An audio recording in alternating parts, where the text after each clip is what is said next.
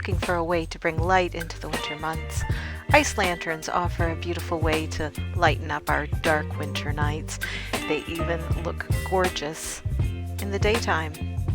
I've seen a few tutorials using ice buckets and cans, but this method is way easier. Nowadays, most people don't have bunting or angel food cake pans. However, you can still find them at baking stores, online. First of all, I would check my local thrift store, and even before that, if you have a grandmother or mom who loved to bake in the 70s or 80s, they may still have one laying around. These were really big cakes at one time. This is just a matter of collecting some greenery or using bits of fruit.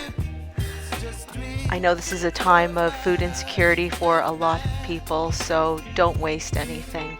And if you do use fruit after the melt, leave it out for the animals in your neighborhood to gather. I made one from cedar and cranberries. Another is pine cones, cranberries, and pine needles. And my favorite is cranberries, orange slices, and pine needles.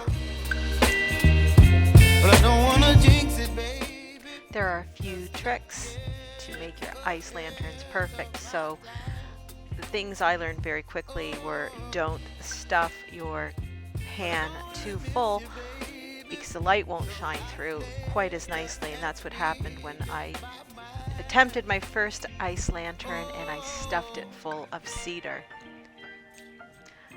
Also, most of what you add is going to be fairly buoyant in the water, so try to place the fruit in greenery in a way that the fruit is trapped by the greenery. And try to place everything as well along the outside side of the tin walls, and that way you'll get the best view possible. Once you have your water in your pan, just place it outside or in the freezer for at least 12 hours until it turns solid. Once it's set in place, just take the pan and place it in a basin of hot water and allow it to sit for 15 or 20 seconds to unmold. Don't leave it any longer because you don't want to actually melt the ice lantern. Then you're going to place it outside, and if you're using candles, make sure you don't leave it unattended. You can also use strings of holiday lights, which would be absolutely beautiful. I hope you make a few of these to bring some light to your dark winter as well.